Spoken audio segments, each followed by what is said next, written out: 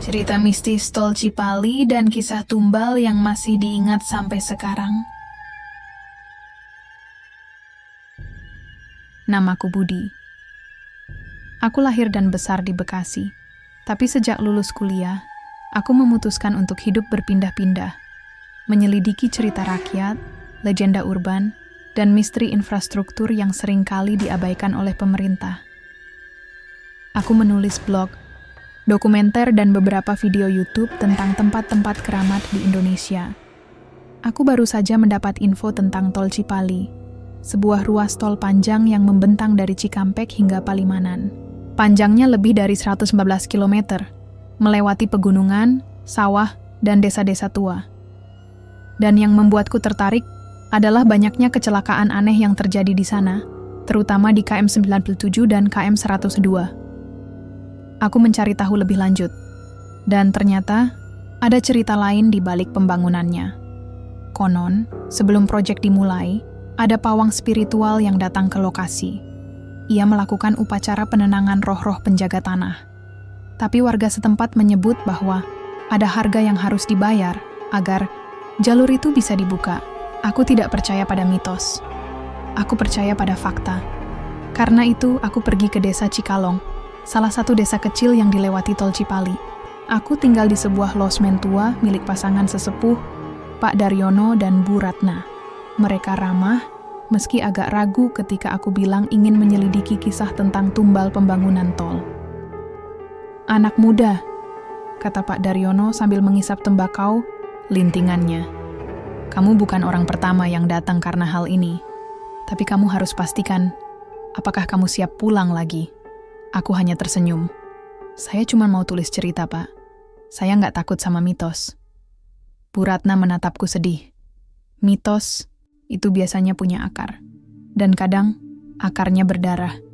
Aku tidak menjawab. Aku pikir mereka hanya orang tua yang suka bercerita. Aku bahkan sempat merekam obrolanku dengan Pak Daryono. Nanti akan jadi materi awal untuk dokumenter baruku. Malam itu, aku mulai menyusuri KM 977 dengan motor sewaan dan kamera di tas. Aku melewati jalan lurus yang panjang, dipenuhi lampu jalan, redup dan angin dingin dari arah jurang. Tidak ada kendaraan lewat, hanya truk-truk besar yang sesekali melintas dengan kecepatan tinggi. Lalu, di tengah jalan, bayangan putih muncul. Aku langsung berhenti, ingin merekam. Tapi layar kameraku gelap, HP-ku error. GPS hilang sinyal, bayangan itu tidak bergerak, hanya menatapku diam. Dari balik kabut tebal, aku mencoba mengabaikannya, ingin pulang. Tapi saat aku menyalakan motor, jam dinding di losmenku berdetak pelan. Pukul 3 dini hari. Aku baru sadar, aku tidak ingat bagaimana caraku sampai kembali ke sini. Dan di atas meja, ada bunga Kamboja kering. Padahal aku yakin, warung Kamboja terdekat berjarak 5 km dari sini. Aku menatap foto lama yang kutemukan di arsip desa. Salah satunya mirip. Sekali denganku, aku menelan ludah, ini baru permulaan. Tapi rasanya seperti sudah terlambat. Aku tidak bisa tidur setelah kejadian tadi malam. Bayangan putih itu, bunga Kamboja di atas meja, foto lama yang mirip denganku. Aku merasa seperti sedang masuk ke dalam cerita yang lebih besar dari sekadar dokumenter biasa. Pagi itu, aku menemui Pak Daryono lagi. Ia sedang menyapu halaman depan warung tua miliknya dan Bu Ratna. Warung itu sudah lama jadi tempat istirahat sopir truk dan traveler. Di sini mereka bisa makan nasi uduk hangat, minum teh manis, atau hanya sekadar duduk-duduk sambil mendengarkan angin pagi. "Bapak ada waktu? Saya mau tanya lagi soal Tol Cipali," kataku sambil duduk di bangku kayu usang. Ia menghela napas. "Kamu pasti nggak akan percaya kalau aku bilang ini cuma mitos." Aku tersenyum. "Saya bukan orang tahayul, Pak. Saya cuma penulis. Saya ingin tahu cerita asli dari mulut warga." Pak Daryono diam sejenak. Lalu ia berkata pelan, "Sebelum tol dibangun, ada pawang spiritual yang datang dari Gunung Ciremai. Konon, ia punya ilmu untuk menenangkan roh-roh penjaga tanah. Karena dulunya, jalur itu hutan suci, ada banyak pohon besar, tempat berteduh burung-burung langka. dan tempat leluhur kami berdoa. Aku mencatat semuanya. Lalu ritual itu berhasil. Ia menggeleng perlahan. Ritual memang bisa membuat proyek jalan, tapi bayarannya mahal. Aku mengerut. Berapa harga yang harus dibayar? Matanya murung. 1 nyawa. Sebelum pekerjaan dimulai. Agar tanah tidak melawan. Biar mesin-mesin bisa bekerja tanpa gangguan. Aku menahan napas. Jadi, ada korban saat pembukaan lahan? Pak Daryono menatapku lurus-lurus. Lebih dari 1. Tapi tidak semua tercatat. Tidak semua dilaporin. Aku geleng-geleng kepala. Kenapa tidak ada berita tentang ini? Kenapa pemerintah tidak menyelidiki? Ia tertawa kecil, tapi senyum itu tidak sampai ke matanya. Kamu pikir siapa yang bisa melawan kontraktor besar? Siapa yang peduli sama desa kecil seperti kami? Bu Ratna datang membawakan teh dan pisang goreng. Ia menatapku sedih. Kalau kamu nekat lanjut menyelidiki, tolong ingat satu hal. Mereka masih di sana, menunggu pengganti. Aku mengernyit. Siapa mereka? Bu Ratna tidak menjawab. Ia hanya menepuk bahuku perlahan. Kamu akan lihat sendiri nanti. Aku pulang ke losmen dengan kepala penuh pertanyaan. Di kamar, aku membuka laptop dan melihat catatan-catatan lama dari forum-forum lokal. Beberapa tahun lalu, ada beberapa kasus orang hilang di sekitar KM 97 dan KM 102. Semuanya terjadi di malam hari. Semuanya tidak ada jejaknya. Aku mencoba menelpon temanku di Jakarta, ingin minta pendapat. Tapi HP-ku kehilangan sinyal begitu saja. Lalu, dari jendela kamar, aku melihat sesuatu. Seorang wanita tua sedang berdiri di pinggir jalan. Rambutnya disanggul tinggi, matanya sayu, tangannya memegang kain kuning usang. Ia menatapku dari kejauhan. Aku menoleh ke arah lain, lalu kembali menatap keluar. Wanita itu sudah lenyap. Yang tersisa hanyalah bekas tapak kakinya di tanah basah. Tapi anehnya, tidak ada air hujan atau embusan kabut pagi.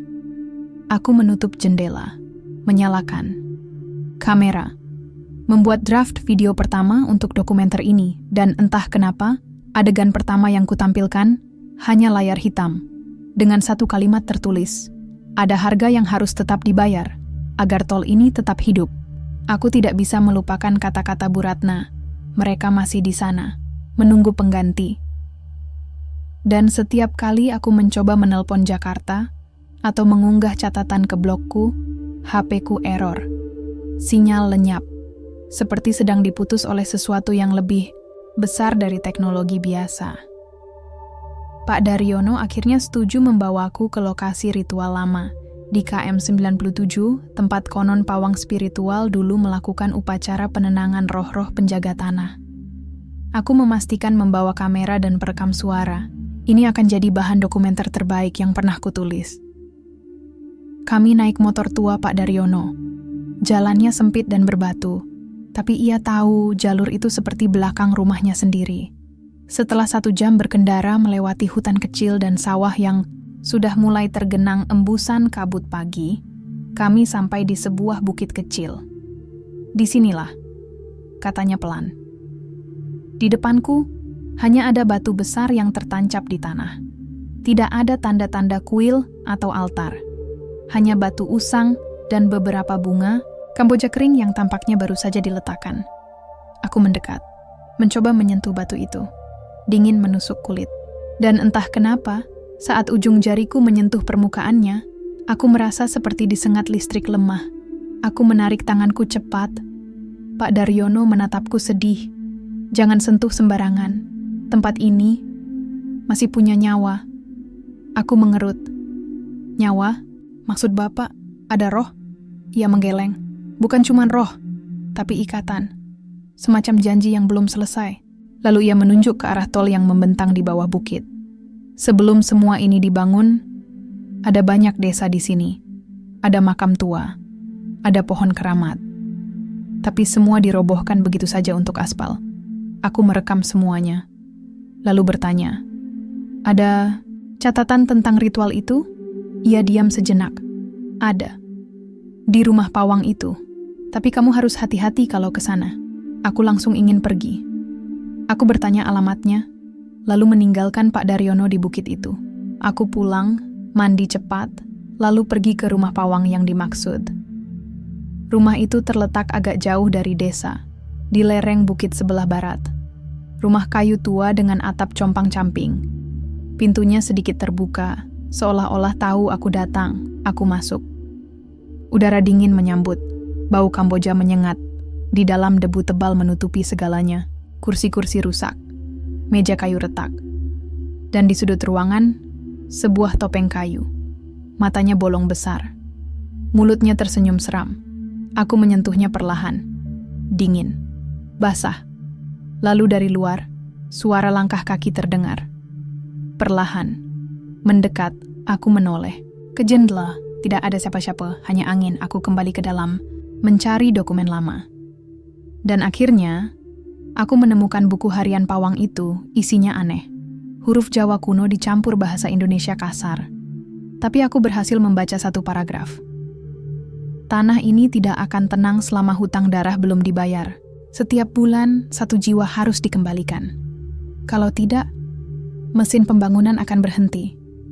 Dan kami semua akan terjebak di antara. Aku menahan napas. Ini bukan sekadar mitos. Ini adalah peringatan. Lalu dari balik dinding, suara bisikan menyusul. Kamu juga akan menjadi bagian dari sini. Aku menoleh cepat. Di ambang pintu, seorang wanita muda berdiri. Rambutnya panjang, matanya kosong. Ia memakai baju tradisional lusuh. Kami menunggu. Selama ini, aku mundur, ingin lari. Tapi tubuhku terasa berat. Seakan-akan tanah ini sedang menarikku masuk. Wanita itu melangkah maju, menepuk bahuku. Sentuhannya membuat dadaku sesak, lalu ia berkata, "Kamu lihat batu itu, ya? Itu adalah tempat pertama. Di sanalah kami semua disetorkan." Aku bertanya gugup, "Siapa kalian?" Ia tersenyum samar. "Kami adalah mereka yang hilang. Agar tol ini bisa hidup." Belum sempat aku menjawab, suara lain menyusul dari luar. Langkah-langkah kaki, banyak, berirama, menuju ke rumah itu. Aku menoleh ke jendela lagi. Siluet-siluet hitam berdiri di luar. Pria tua, wanita muda, anak-anak, semua memakai pakaian dari zaman dulu. Dan semua menatapku. "Kami menunggumu." Aku menelan ludah. "Kenapa saya?" Wanita itu menatapku sedih. "Karena kamu sudah melihat. Kamu sudah mendekat. Dan kamu sudah terpilih." Aku ingin keluar. Tapi pintu tertutup sendiri. Aku mencoba membukanya. Tapi gagangnya panas. Aku menabraknya. Tapi tidak bergeser. Lalu dari luar suara truk besar terdengar. Sorot lampu menyala di kejauhan. Aku mendekat ke jendela. Truk itu melewati KM 97. Tapi tepat di situ, ban depannya tiba-tiba pecah. Truk oleng, terbalik, tabrakan hebat. Aku langsung berlari keluar, ingin menolong. Tapi begitu aku sampai di pinggir jalan, tidak ada truk, tidak ada korban, hanya bekas goresan di aspal. Dan di tengah goresan itu, sebuah bunga Kamboja basah. Aku menutup mata. Aku baru sadar satu hal. Aku tidak hanya menyelidiki cerita lama, aku sedang terlibat di dalamnya. Dan Tol Cipali belum selesai mengambil bayaran. Aku tidak bisa melupakan kejadian tadi malam. Truk itu, tabrakan itu. Tapi ketika aku sampai di lokasi, tidak ada jejak apapun selain bunga Kamboja basah dan goresan aneh di aspal. Aku kembali ke losmen dengan tubuh gemetar. HP-ku masih tanpa sinyal. Jam dinding di kamarku terasa lebih lambat dari biasanya. Dan setiap kali aku menutup mata, bayangan wanita muda di rumah pawang itu muncul lagi. Senyum samarnya, tatapan kosongnya, suara bisikannya. Kami menunggu agar tol ini tetap hidup. Pagi harinya, Pak Daryono datang ke losmen membawakanku secangkir teh hangat dan roti panggang. Ia menatapku seperti sudah lama mengenalku. "Kamu mulai merasakannya juga, ya?" Aku menghela napas. "Saya lihat sesuatu semalam." Truk meledak di KM 97. Tapi begitu saya sampai ke tempat itu, semua lenyap. hanya ada bunga Kamboja. Pak Daryono menepuk bahuku pelan. Itu tandanya mereka sedang memanggilmu. Aku menyeruput teh perlahan. Jadi, semua kecelakaan itu bukan kebetulan? Ia menggeleng. Sebagian iya, sebagian bukan. Ada yang dibuat oleh manusia, tapi ada juga yang dipicu oleh roh-roh itu. Aku mencoba mengatur napasku. Dan siapa mereka sebenarnya? Pak Daryono menatap jalan raya dari balik jendela. Mereka yang dikorbankan saat pembangunan. Mereka yang disetorkan untuk membuat tanah tenang, agar alat-alat bisa bekerja, agar tanah tidak melawan. Aku ingin tertawa, ingin bilang ini semua omong kosong. Tapi ingatanku tentang batu ritual di atas bukit masih segar. Aku masih bisa merasakan dingin menusuk dari permukaannya. Lalu Bu Ratna masuk ke kamar losmenku. Ia membawakan piring kecil berisi gula merah dan pisang rebus. Makan dulu, katanya lembut. Kalau kamu akan ke KM 102, kamu harus punya beban manis di tubuhmu. Aku mengerut. Kenapa KM 102? Ada apa di sana? Bu Ratna tidak menjawab langsung. Ia hanya berkata, KM 102 adalah titik tengah dari Tol Cipali. Tempat roh-roh itu berkumpul. Kalau kamu ingin tahu semuanya, pergilah ke sana. Malam ini. Malam tiba cepat. Aku membawa kamera, power bank, dan catatan-catatan lama dari rumah pawang spiritual. Aku menyewa motor dan mulai melaju menuju KM. Saat tersedia udara malam itu sangat lembab. Angin tidak bertiup, tapi rasanya seperti sedang diawasi dari segala arah. Lampu jalan menyala redup. Kilometer demi kilometer ku tempuh, hingga akhirnya aku sampai di KM 102. Di sana, jalanan lurus tanpa lampu. Hanya jurang di satu sisi dan pagar besi karatan di sisi lain. Aku turun dari motor, menyalakan senter, dan tepat di tengah jalan, ada bekas ceceran darah. Segaris panjang, berakhir di pinggir jalan. Dan di situ, sebuah sandal jepit usang tersisa. Aku merekamnya. Tapi layar kameraku gelap. Hanya suara desiran angin dan tangisan pelan terdengar dari kejauhan. Lalu, dari belakangku, langkah kaki, perlahan, mendekat. Aku menoleh cepat. Tidak ada siapa-siapa. Hanya mobil truk tua yang berhenti di dekatku. Sopirnya menurunkan kaca jendela. Anak muda, sapanya. Kamu sendirian di sini? Aku mengangguk. Saya penulis. Saya mau tahu cerita tentang tol ini. Apa benar? Ada korban jiwa saat pembangunan. Sopir itu diam sejenak. Lalu ia berkata, kalau kamu percaya, maka iya. Kalau enggak, ya cuma cerita buruk saja. Ia menatapku sedih. Tapi kalau kamu nekat, pastikan kamu bawa gula merah. Atau kamu akan menjadi bagian dari sini. Aku ingin bertanya lebih lanjut, tapi ia langsung menutup kaca dan pergi begitu saja. Aku mendekati titik ceceran darah itu. Bau anyir menusuk hidung.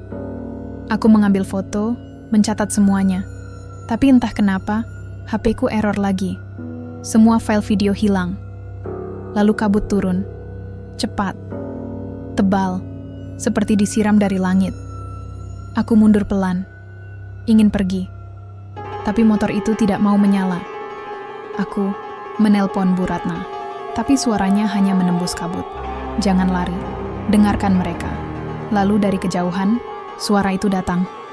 Langkah-langkah, terburu-buru, menuju ke arahku. Aku menoleh. Dan di antara kabut tebal itu, siluet-siluet mulai muncul. Orang-orang dengan wajah sayu. Mata kosong. Baju compang-camping. Salah satunya berbicara. Kami tidak mati. Kami hanya ditelan. Yang lain menyambung. Agar kamu bisa lewat dengan aman. Agar pabrik, proyek, dan uang bisa mengalir lancar. Aku menahan napas. Siapa kalian? Wanita muda dari KM 97 muncul di antara mereka. Matanya merah. Rambutnya basah. Tangannya penuh darah. Kami adalah harga yang dilupakan. Kami adalah nyawa yang dikurbankan, agar kamu bisa tidur nyenyak di atas aspal kami. Aku mundur, ingin lari. tapi kakiku lumpuh. Lalu dari kejauhan, suara klakson truk terdengar. Kemudian suara rem mendadak. Aku menoleh cepat. Sebuah mobil pribadi baru saja menabrak tiang listrik di KM 102. Penumpangnya tergeletak di aspal. Darah mengalir. Dari kepala, aku langsung berlari ke arahnya, ingin membantunya. Tapi begitu mendekat, bayangan hitam besar menutupi tubuh pria itu, menyeretnya pergi, lenyap dalam kabut. Aku menutup mata, menangis diam, dan saat itulah aku mendengarnya lagi. Suara itu yang sama seperti di rumah pawang. Kamu sudah di sini, kamu sudah melihat, sekarang kamu harus memilih. Memilih apa? Tanyaku serak. Apakah kamu pulang atau tinggal bersama kami? Aku membuka mata, dan mereka semua menatapku, menunggu jawabanku, menunggu pilihan terakhirku. Aku tidak bisa melupakan kejadian semalam di KM 102. Wajah pria yang tertabrak truk itu masih terngiang-ngiang di kepala. Dan yang lebih menyeramkan, bagaimana ia langsung menghilang begitu saja setelah ditelan kabut tebal. Aku kembali ke losmen, pagi ini dengan tubuh lemas. HP-ku masih error. Kamera juga tidak menyimpan rekaman apapun. Hanya catatan-catatan lama yang tersisa. Dan foto lama yang kutemukan di rumah pawang spiritual kemarin. Pak Daryono duduk di depan warung tua, sedang membersihkan daun pisang untuk nasi uduk pagi. Ia mendongak saat aku datang. Kamu lihat lagi, mereka? Aku menghela napas panjang. Mereka membawa seseorang pergi. Di KM 102. Saya lihat sendiri. Ia tidak terkejut, hanya mengangguk pelan. Lalu berkata, kalau kamu sudah sampai di KM 102 dan pulang, berarti kamu dipilih. Mereka sedang menawarkanmu sesuatu. Aku mengerut. Menawarkan apa? Ia menatapku murung. Nyawa baru, atau ingatan lama yang akan hilang. Aku menahan napas. Lalu Bu Ratna datang membawakan teh hangat. Ia duduk di sebelahku. Dulu, sebelum tol dibangun, ada pawang yang datang dari Gunung Ciremai, katanya pelan. Namanya Mbah Joko. Ia disewa oleh kontraktor untuk melakukan ritual penenangan roh-roh penjaga tanah. Aku meneguk teh itu cepat. Dan dia berhasil? Bu Ratna menggeleng. Ritualnya berhasil, tapi bayarannya mahal. Aku bertanya serak. Berapa nyawa yang harus dikorbankan? Pak Daryono menjawab tegas. 1. Tapi tidak cukup. Setiap bulan, ada yang harus dikembalikan agar tanah tetap tenang. Aku menutup mata.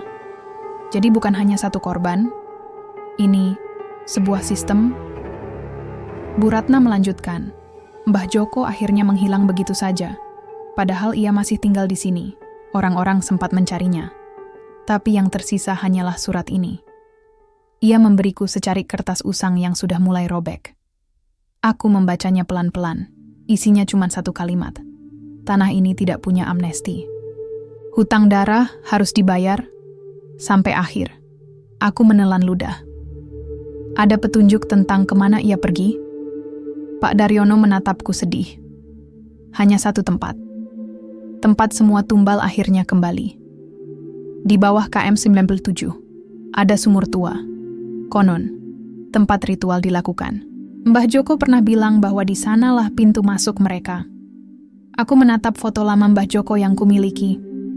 Wajahnya mirip sekali denganku. Bahkan Pak Daryono pun berkata, kadang kami merasa seperti melihatmu waktu pertama kali kamu datang ke sini. Aku geleng-geleng kepala. Saya bukan dia. Saya hanya ingin tahu cerita asli, bukan jadi bagian dari sini. Pak Daryono menepuk bahuku. Sayangnya, kamu sudah menjadi bagian dari sini. Sejak kamu memutuskan untuk turun ke KM 97. Malam hari tiba. Aku memutuskan untuk menyusuri lokasi sumur lama di bawah KM 97. Aku membawa lampu senter, kamera, dan gula merah sebagai sesaji, sesuai saran Bu Ratna. Aku melewati jalur kecil di pinggir tol, menuju hutan rendah yang jarang dilewati orang. Angin bertiup pelan. Kabut mulai turun meski cuaca cerah. Setelah beberapa menit menyusuri jalan sempit, aku sampai. Sumur itu berdiri diam, tertutup kayu lapuk. Di sekelilingnya, Banyak batu kecil yang disusun membentuk lingkaran. Di atas salah satunya tertulis nama Mbah Joko Pawang. Masuk tanggal 3 Agustus 2012. Belum keluar sampai sekarang. Aku menatap tulisan itu. Lalu dari balik sumur, suara bisikan menyusul. Dia masih di sini. Tapi bukan dalam wujud manusia. Aku menoleh cepat. Siluet-siluet hitam mulai muncul dari balik pohon. Mereka tidak marah, tapi matanya kosong. Seperti jiwa yang belum pulang. Salah satunya maju selangkah. Ia memakai sorban putih dan jubah compang-camping. Suaranya serak. Kami semua di sini karena harga yang harus dibayar. Aku mundur, ingin pergi. Tapi suara lain menyusul dari dalam sumur. Kamu ingin tahu jawaban terakhir? Aku menahan napas. Siapa Anda? Aku adalah yang pertama. Lalu dari dalam sumur, siluet besar naik perlahan. Mbah Joko, matanya putih susu, tangannya gemetar. Ia memakai pakaian tradisional lengkap. Sorban putihnya basah. Di tangannya, sebuah keris kecil tergenggam erat. Aku tidak bisa pulang, karena hutang ini belum lunas. Aku bertanya serak. Apa maksudmu? Hutang. Ia menatapku lurus-lurus. Kami, semua di sini adalah pembayar harga. Kami yang membuat tol ini bisa dibuka. Tapi tanah tidak pernah lupa. Ia butuh pengganti atau penghapusan. Aku menggigit bibir. Apa bedanya? Mbah Joko tersenyum samar. Pengganti artinya kamu. Penghapusan artinya kamu harus rela kehilangan dirimu sendiri. Aku menunduk. Aku baru sadar satu hal, aku bukan cuma menyelidiki cerita lama. Aku sedang diuji. Apakah aku layak pulang atau harus tinggal selamanya? Aku tidak bisa tidur setelah percakapan dengan Mbah Joko di sumur bawah KM 997. Bayangan-bayangan itu terus muncul di kepalaku. Suara bisikan mereka. Kata-kata itu, pengganti, artinya kamu. Aku mencoba melupakan semuanya. Mencari alasan logis. Aku menelpon teman jurnalistiku di Jakarta dan bertanya, apakah ada arsip resmi tentang pembangunan tol Cipali? Apakah benar ada korban jiwa yang tidak tercatat? Hasilnya nihil, tidak ada laporan resmi. Hanya beberapa forum lokal menyebutkan kasus orang hilang saat proyek tol sedang berjalan. Semua korban adalah anak muda. Semua dari desa-desa kecil seperti Cikalong. Dan semua menghilang tanpa jejak. Aku memutuskan untuk kembali ke KM 97. Kali ini, aku membawa gula merah dan lilin merah. Sesaji yang disarankan Bu Ratna agar roh tidak langsung mengambilku. Malam sudah turun, langit gelap. Udara dingin menusuk jaketku, dan kabut mulai turun meski tidak hujan. Aku parkir motor di tepi jalan, lalu meletakkan sesaji itu di tengah aspal. Aku ingin tahu, kalau mereka butuh pengganti, kenapa tidak ada yang pernah bicara secara terbuka? Kenapa semua hanya diam 1000 bahasa? Lalu, dari balik kabut, langkah-langkah kaki terdengar. Perlahan berirama. Menuju ke arahku. Aku menahan napas, menyalakan senter. Lalu dari celah kabut, ia muncul. Wanita muda itu, yang dulu kutemui di rumah pawang spiritual. Ia masih memakai baju compang-camping. Rambutnya basah, matanya sayu. Kamu datang lagi, katanya pelan. Dan kali ini, kamu harus siap lihat bagaimana kami dibayar. Aku mundur selangkah. Saya cuma mau tahu kebenaran. Saya bukan pengganti. Ia tersenyum samar. Semua orang bilang begitu. Tapi akhirnya, semua jadi bagian dari sini. Aku ingin protes. Ingin menjawab. Tapi suaraku lenyap. Tubuhku gemetar. Udara semakin dingin. Lalu dari kejauhan sebuah suara lain menyusul. Kami punya cerita yang belum sempat dikirim ke dunia nyata. Aku menoleh cepat. Beberapa roh mulai muncul dari balik pohon tua. Mereka berdiri dalam lingkaran kecil di sekitarku. Tidak menyerang, hanya menatap. Salah satu dari mereka, seorang lelaki tua berkata, "Dulu kami dipilih, diberi uang besar, disuruh mengisi ritual, Setelah itu, kami tidak pernah pulang. Aku bertanya gugup, dipilih oleh siapa? Seorang wanita muda menyambung, kontraktor, mandor, atau kadang keluarga sendiri. Kalau hidup susah, ada yang rela menjual darah dagingnya demi uang besar. Aku menelan ludah, jadi ada warga yang ikut andil dalam ini. Siluet lelaki tua mengangguk. Ya, karena mereka percaya ini hanya mitos. Padahal ini sistem. Aku menatap mereka satu persatu. Kenapa kalian tidak bisa pergi? Wanita muda itu menunjuk ke arah tol. Karena tol ini masih hidup. Selama masih ada kendaraan yang lewat, kami juga harus tetap ada. Aku mendekap diriku sendiri. Ada cara untuk membuat kalian tenang? Mbah Joko muncul dari belakangku. Ada. Kamu harus menghancurkan ikatan ini. Kamu harus mengakhiri ritual. Aku menatapnya. Bagaimana caranya? Ia menepuk bahuku. Kamu harus menjadi bagian dari kami. Atau kamu harus bayar harga itu sendiri. Aku mengerut. Maksudmu? Ia menunjuk ke arah sumur lama. Turunlah, sentuh dasarnya. Ucapkan kata penutup. Dan biarkan mereka mengambil apa yang mereka inginkan. Aku ingin lari. Tapi tubuh ini tidak merespons. Seperti sedang dipaksa untuk tetap tinggal. Lalu dari kejauhan, suara klakson truk terdengar. Kemudian suara rem mendadak. Lalu tabrakan keras. Aku menoleh cepat. Di KM 97, sebuah mobil pribadi baru saja menabrak tiang listrik. Asap hitam naik dari kap mesin. Penumpangnya tergeletak di aspal. Pria muda, darah mengalir dari kepalanya. Aku langsung berlari ke arahnya, ingin membantunya. Tapi saat aku sampai di dekat mobil itu, tubuh pria itu mulai berubah, warnanya pudar, seperti sedang dilebur ke dalam tanah. Lalu dari balik kabut, siluet-siluet itu bergerak maju, menyambutnya. Wanita muda itu menatapku. Satu lagi, aku menutup mata, ingin menangis. Tapi air mata tidak keluar. Lalu Mbah Joko berkata, kamu bisa menghentikan ini, atau kamu bisa terus menonton. Aku menatap sumur itu.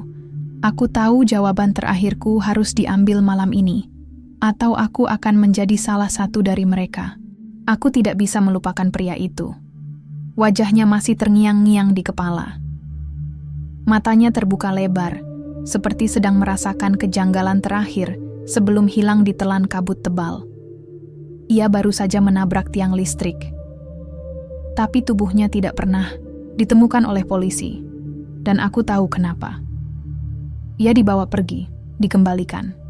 Menjadi bagian dari harga lama yang belum lunas. Pagi harinya, aku kembali ke desa.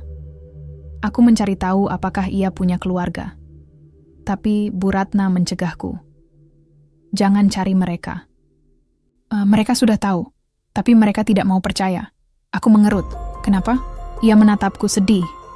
Karena kalau mereka percaya, maka mereka harus mengakui bahwa mereka juga ikut andil dalam ini. Aku pulang ke losmen dan mulai menyusun catatan-catatan lama. Aku membuka arsip desa, foto-foto dokumentasi proyek tol Cipali, dan beberapa surat kabar lokal dari tahun 2012 hingga 2015, masa pembangunan tol ini. Lalu aku menemukan sesuatu yang membuat napasku tertahan. Di salah satu artikel lama, disebutkan nama-nama pekerja proyek yang dilaporkan hilang selama masa pembangunan. Tidak semua dianggap kecelakaan kerja. Beberapa bahkan tidak ada investigasi lanjutan. Aku mencoba mencocokkannya dengan foto lama yang kutemukan di rumah pawang spiritual. Dan betapa terkejutnya, salah satu dari mereka adalah kakak sepupuku. Namaku datang untuk mencari cerita rakyat. Tapi ternyata, aku sedang menyelidiki nasib keluargaku sendiri. Aku langsung menemui Pak Daryono. Ia sedang memperbaiki atap warung tua saat aku datang. Pak, kataku serak. Saya lihat namanya di sini. Dia hilang saat pembangunan tol? Pak Daryono diam sejenak. Lalu ia menatapku murung. Kamu baru sadar sekarang? Kalian mirip sekali. Bahkan cara bicaramu sama persis. Aku geleng-geleng kepala. Jadi, Dia benar-benar hilang karena ritual ini? Ia menghela napas. Ia bukan hilang. Ia disetorkan. Aku mundur selangkah. Disetorkan oleh siapa? Oleh keluarganya sendiri, jawabnya pelan. Keluarga yang butuh uang besar. Keluarga yang rela menjual jiwa untuk kontraktor. Aku menutup mata. Ayahku pernah bercerita tentang pamannya yang hilang setelah bekerja di proyek tol. Tapi ia bilang itu cuma kecelakaan. Bahkan keluarga besar tidak pernah membicarakannya lagi setelah itu. Ternyata itu bukan kecelakaan. Itu transaksi. Bu Ratna datang membawakan teh hangat. Ia menatapku sedih. Kamu sekarang tahu kenapa kamu dipilih, katanya perlahan. Karena kamu punya hubungan darah dengan mereka. Aku mendongak. Maksud ibu? Kamu bukan hanya penulis, kamu pengganti alami. Darahmu mengingatkan tanah ini pada hutang lama. Aku meneguk ludah. Ada cara untuk menghancurkan ritual itu? Pak Daryono menepuk bahuku. Hanya satu. Kamu harus turun ke sumur KM 97. Sentuh dasarnya. Dan putuskan apa kamu rela membayar harga itu atau menghapusnya selamanya. Aku bertanya gugup. Bagaimana caranya menghapusnya? Ia menjawab pelan. Kamu harus menghancurkan fondasi tempat batu ritual itu berdiri. Tapi kamu harus siap kehilangan dirimu sendiri. Karena harga itu akan tetap menempel sampai ada yang menggantimu. Aku menatap foto lama itu. Wajahnya begitu familiar. Sorot matanya sama sepertiku. Aku menelan ludah. Kalau saya pergi ke sana dan melakukan semuanya sendiri, apakah mereka akan tenang? Bu Ratna menatapku lurus-lurus. Kami semua ingin tenang. Tapi tanah ini tidak suka lupa. Ia butuh bayaran. Aku menunduk. Aku tahu aku tidak bisa pulang begitu saja. Aku harus menyelesaikan ini. Sebelum malam tiba, aku kembali ke KM 97. Sendirian. Aku membawa palu besi, gula merah, dan lilin merah. Aku yakin hari ini akan menjadi malam terakhirku di sini. Entah sebagai manusia atau sebagai bagian dari legenda itu. Aku tiba di KM 97 lagi. Dengan palu besi di satu tangan, gula merah di saku, dan lilin merah di tangan lainnya. Aku tidak membawa kamera kali ini. Aku hanya ingin menyelesaikan semuanya sebelum ada korban lain. Kabut mulai turun meski langit masih cerah. Dingin menusuk kulit. Aku melangkah pelan ke arah sumur lama yang terletak di bawah jalan tol, tempat ritual dulu dilakukan. Pak Daryono pernah bilang, kalau kamu benar-benar mau menghancurkan ikatan itu, kamu harus turun, sentuh dasarnya, dan ucapkan kata penutup. Aku sampai di ambang sumur. Batu besar menutupi lubangnya. Aku mencoba menggesernya. Berat sekali. Seperti sedang dipasang oleh sesuatu yang lebih kuat dari manusia biasa. Lalu suara bisikan datang dari balik angin. Kamu sudah di sini. Lagi. Aku menoleh cepat. Wanita muda itu muncul. Matanya tetap kosong. Rambutnya basah. Ia menatapku seperti bisa melihat masa lalu dan masa depanku sekaligus. Kami tahu kamu akan kembali. Kamu bagian dari kami. Atau kamu akan menghancurkan kami selamanya. Aku menelan ludah. Saya cuma ingin semua ini berakhir. Saya tidak ingin ada lagi orang yang hilang karena mitos ini. Ia tersenyum samar. Ini bukan mitos. Ini hutang. Aku mengambil napas dalam-dalam. Lalu aku mulai mengetuk batu itu dengan palu besi. Setiap pukulan terasa seperti menyeret jiwa dari dalam tanah. Suara tangisan lemah menyusul dari dalam sumur. Setelah beberapa menit batu itu bergeser. Lubangnya gelap gulita, bau anyir darah, dan gula merah menyengat.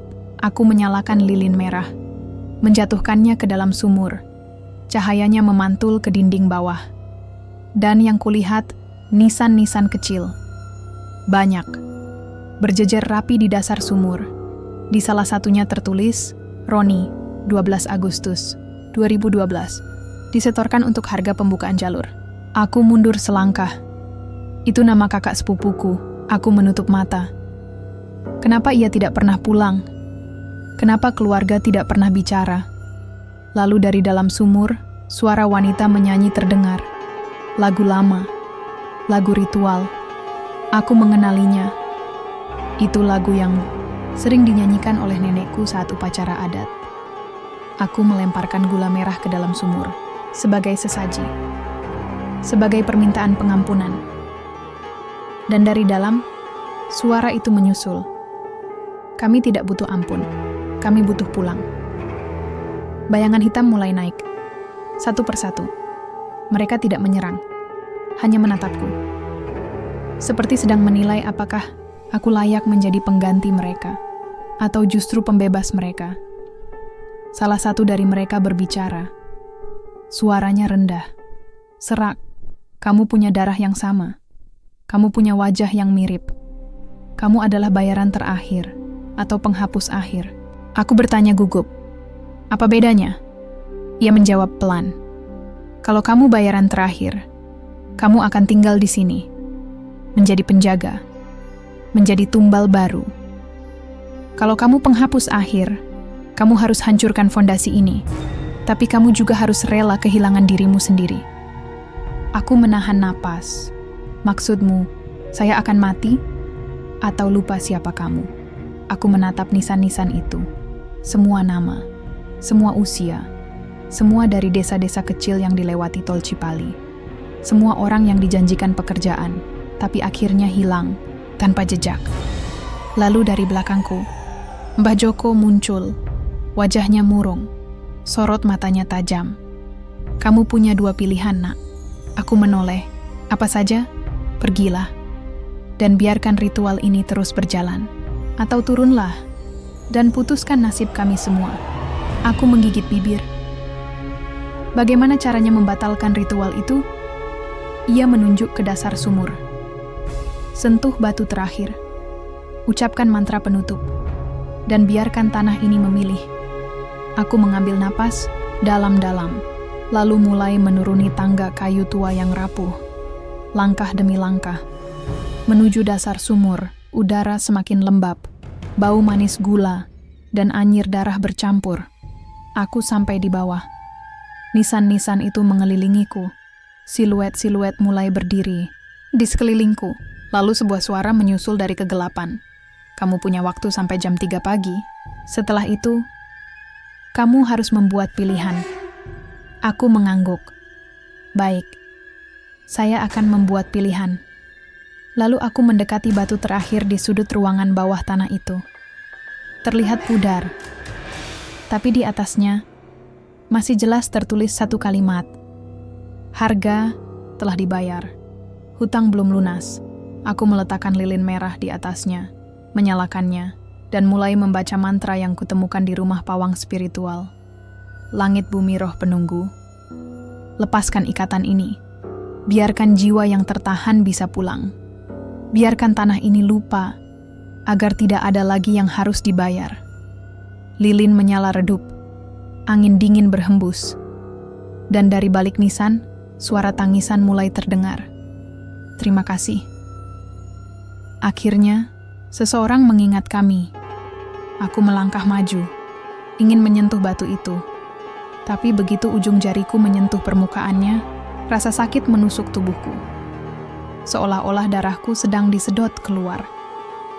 Lalu dari kejauhan, suara klakson truk terdengar. Tabrakan keras menyusul.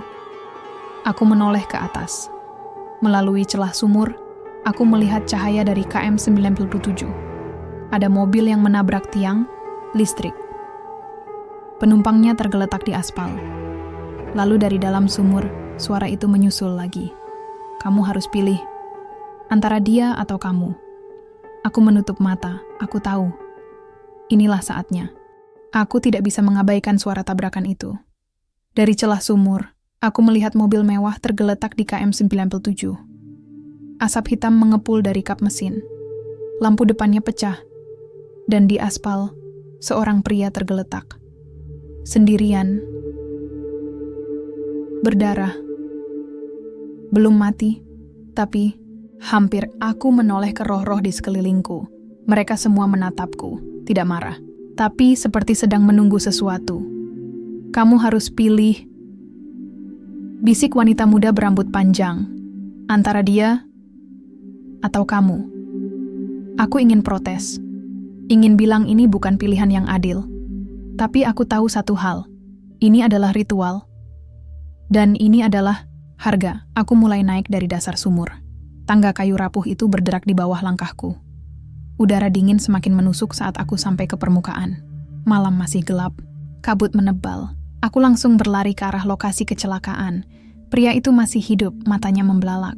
Ia mencoba merogoh saku celana, mencari sesuatu. Aku membantunya duduk. Tenang, saya di sini. Ia menatapku lemah. Ada yang menabrak saya. Aku mendekap bahuku sendiri. Tidak ada mobil lain. Hanya Anda dan saya di sini. Ia menahan napas. Saya lihat siluet putih di tengah jalan. Saya coba hindari, tapi mobil tidak merespons. Aku tidak perlu bertanya lagi. Aku sudah tahu jawabannya. Pria ini baru saja dibawa masuk ke dalam sistem itu. Seperti aku, seperti kakak sepupuku, seperti semua orang yang hilang tanpa jejak selama pembangunan tol Cipali. Aku menatap jam tanganku. Pukul 2.47 malam. Hanya tinggal 13 menit sampai jam menunjukkan 3 pagi. Waktu paling keramat untuk mereka. Aku kembali ke sumur. Menyalakan lilin merah yang tersisa. Lalu aku merekam video pendek menggunakan ponselku. Meskipun aku tahu hasilnya pasti tidak akan normal. Layar kameraku tetap hitam. Tapi suara menyusul. Kalau kamu benar-benar mau mengakhiri ini, maka kamu harus rela kehilangan dirimu. Aku menutup mata. Bagaimana caranya? Sentuh batu itu. Ucapkan kata-kata penutup. Dan biarkan tanah ini mengambil ingatanmu. Aku mundur pelan. Jadi, saya akan lupa siapa saya? Wanita muda itu mengangguk. Kamu akan lupa kenapa datang ke sini. Lupa keluargamu. Bahkan lupa kalau kamu punya nama. Aku menelan ludah. Dan kalau saya tidak melakukan apa-apa, kalau saya hanya pergi begitu saja, maka ritual akan terus berjalan, jawab Mbah Joko dari kejauhan, dan korban berikutnya akan datang. Entah kapan. Aku menatap pria yang terluka itu. Ia masih sadar. Matanya berkaca-kaca. Ia menatapku seperti sedang memohon pertolongan. Aku kembali ke sumur. Menyentuh batu besar di sudut ruangan bawah tanah itu, dan mulai membaca mantra penutup dari catatan lama yang kutemukan di rumah pawang spiritual. Langit bumi roh penunggu. Izinkan kami lepas ikatan ini. Biarkan jiwa yang tertahan bisa istirahat. Biarkan tanah ini lupa, agar tidak ada lagi yang harus dibayar. Lilin merah itu bergetar. Apinya nyaris padam. Lalu dari balik nisan-nisan usang, suara tangisan mulai terdengar. Bukan tangisan sedih, tapi seperti rasa lega setelah sekian lama ditahan. Salah satu roh berkata, "Kami bisa pergi sekarang." Yang lain menyambung, "Tapi kamu harus tetap di sini." Aku menutup mata. Saya tidak ingin menjadi bagian dari sini. Sayangnya, kamu sudah menjadi bagian dari kami. Karena kamu punya darah yang sama. Kamu punya hutang yang sama. Aku menyerahkan palu besi itu. Kalau begitu, biarkan saya bayar harga itu. Biarkan saya hancurkan fondasi ini. Biarkan semua berakhir. Wanita muda itu menatapku sedih. Kamu akan kehilangan dirimu sendiri. Aku mengangguk. Lebih baik itu daripada lebih banyak korban. Aku mengayunkan palu ke batu ritual itu. Setiap pukulan terasa seperti sedang memecah jiwa. Seolah-olah aku sedang menghancurkan sesuatu yang sangat dalam dari diriku sendiri. Dan saat pukulan terakhir mengenai batu itu, ledakan kecil terjadi. Batu retak asap hitam naik dari dalam sumur. Udara terasa hangat. Dan dari atas sana, tabrakan kedua terjadi. Aku langsung berlari ke permukaan. Di KM 97, pria yang kutolong tadi sudah lenyap. Mobilnya juga. Yang tersisa hanyalah sandal jepit di aspal. Dan di situ, sebuah pesan tertulis dengan kapur. Dia sudah bayar harga. Kamu akan menyusul. Aku menutup mata. Aku tidak tahu lagi apakah ia selamat. Aku hanya tahu bahwa aku sudah membuat pilihan. Dan harga itu belum lunas. Aku kembali ke losmen dengan tubuh ringan. Entah kenapa, rasanya seperti sedang kehilangan sesuatu yang penting. Aku membuka laptop. Semua catatanku tentang proyek dokumenter ini kosong. File foto juga lenyap. HP-ku menyala. Sinyal kembali. Tapi semua kontakku berganti.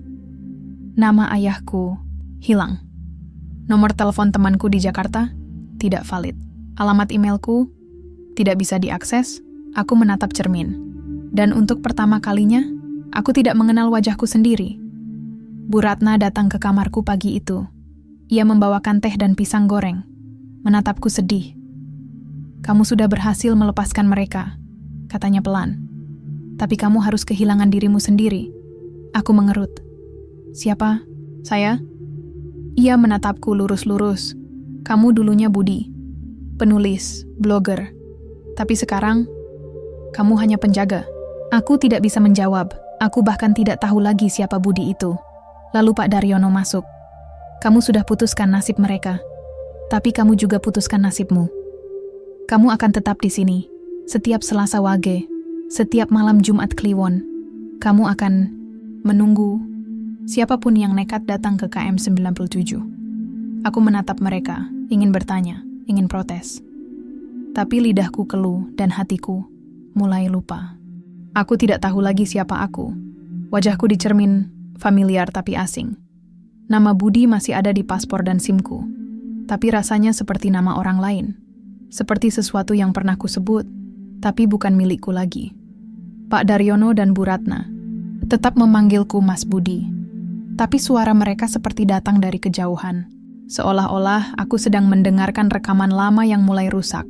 Mereka bilang, kamu berhasil melepaskan mereka. Ritual itu sudah tidak akan mengambil nyawa lagi. Lalu kenapa? Aku masih di sini. Aku mulai hidup tanpa arah. Setiap hari berlari, tapi tidak kemana-mana. Aku tinggal di losmen lama, membantu Bu Ratna menjaga warungnya. Kadang-kadang melayani sopir truk yang bertanya tentang KM 97, aku selalu berkata hal yang sama. Jangan lewat malam-malam.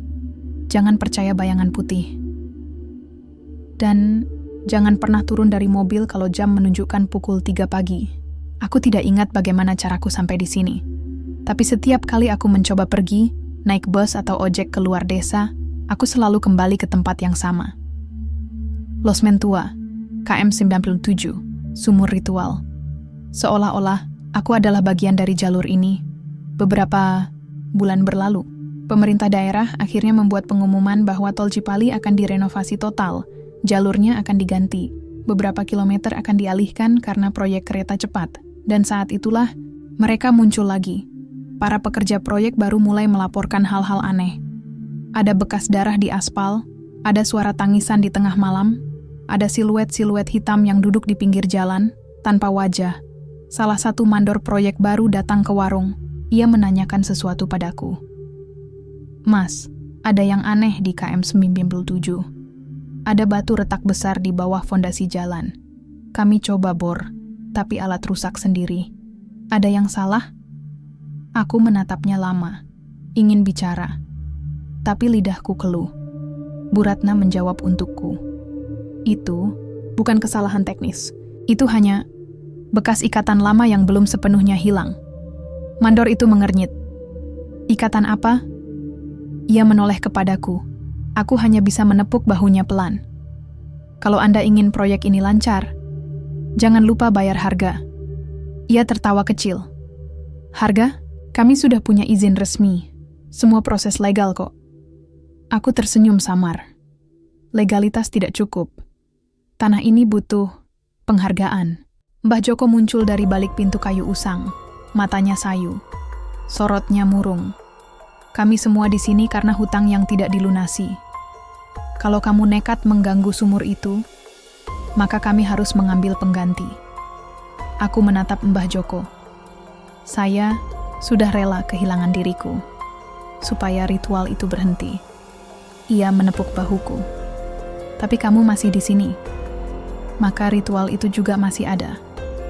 Aku pulang ke kamarku, menutup pintu rapat-rapat. Lalu aku menyalakan lilin merah, menyiramkan air beras, kuning ke sudut ruangan. Aku merekam semuanya, tapi hasilnya tetap layar hitam. Yang bisa kudengar hanyalah suara bisikan dari kejauhan. Kami sudah bebas. Tapi kamu tidak. Aku menunduk. Aku tahu ia benar. Aku telah menghancurkan batu ritual itu.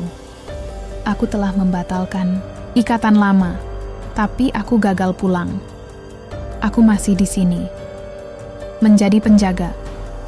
Beberapa minggu kemudian, kontraktor baru mulai mengebor ulang fondasi KM 97. Mereka ingin memperluas tol, mengubah jalannya. Aku menonton dari kejauhan. Saat pertama kali mereka menyentuh tanah itu, gempa kecil terjadi. Alat bor rusak. Satu pekerja pingsan. Dan di aspal, pesan lama kembali muncul, ditulis dengan kapur. Hati-hati. Ini tanah yang pernah punya harga.